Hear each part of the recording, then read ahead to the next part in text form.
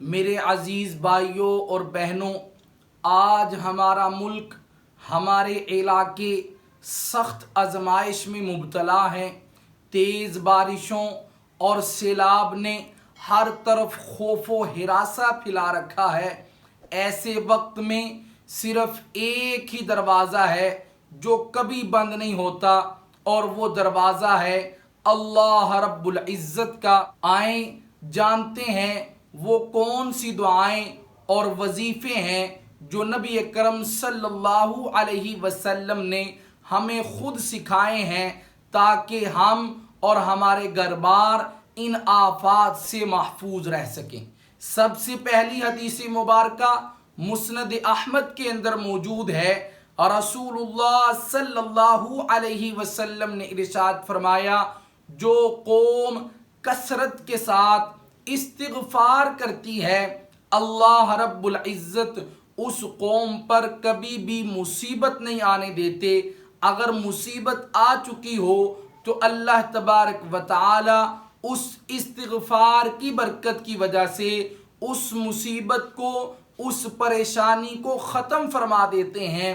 اس لیے مجھے اور آپ کو چاہیے کہ ہم کثرت کے ساتھ اٹھتے بیٹھتے چلتے پھرتے ہر حالت میں استغفار کو لازم پکڑے۔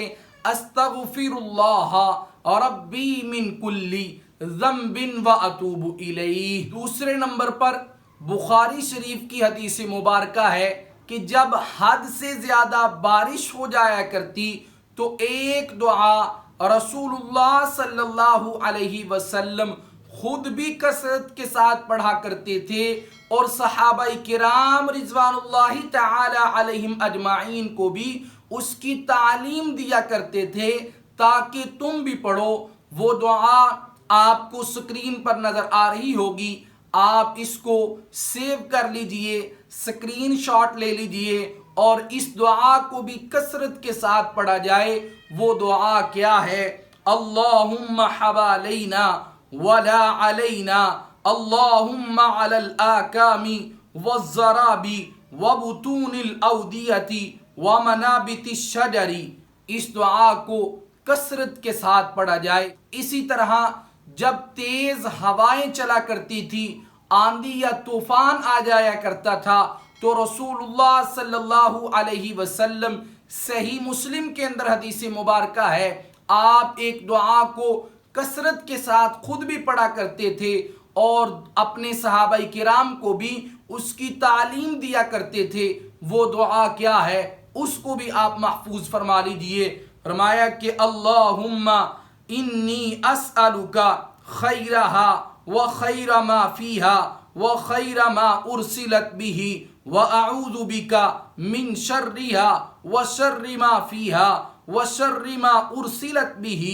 اور اسی طرح تیسرے نمبر پر وہ دعا جو قرآن مجید میں سورۃ البقرہ کی آیت نمبر 286 کے اندر ہے، ربنا لا تحملنا ما لا طاقت لنا بہ واعف عنا واغفر لنا وارحمنا۔ یا رب العالمین، ہم پر ہماری طاقت سے زیادہ بوجھ کو نہ ڈال اور ہمیں معاف فرما، ہمارے گناہوں کو بخش دے، ہم پر اپنی رحمت والا معاملہ فرما۔ میرے عزیز بھائیوں اور بہنوں، ان دعاؤں کو صرف زبان سے ہی پڑھا نہ جائے، بلکہ دل سے اللہ رب العزت سے توبہ استغفار کی جائے، کیونکہ اللہ رب العزت کی ذات ہی ایک ایسی ذات ہے جو پانی کو رحمت بنانے پر بھی قادر ہے اور پانی کو آزمائش بنانے پر بھی قادر ہے۔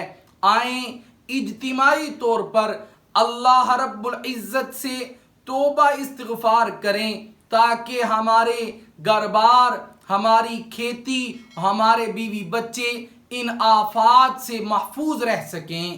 اگر آپ بھی چاہتے ہیں کہ یہ دعائیں، یہ ذکر زیادہ سے زیادہ لوگوں تک پہنچے، تو آپ احباب سے درخواست ہے کہ اس ویڈیو کو زیادہ سے زیادہ لوگوں تک پہنچائیں، تاکہ پورے ملک کے ہر کونے میں اللہ رب العزت کا ذکر بلند ہو اور اللہ رب العزت کی بے شمار رحمتیں برسے۔ اور آخر میں اللہ رب العزت سے دعا ہے کہ اللہ تبارک و تعالی مجھ سمیت ہر مومن مرد و عورت کو ہر قسم کی آفات و بلیات سے محفوظ فرمائے، آمین یا رب العالمین۔ ہر صحابی نبی کا دیوان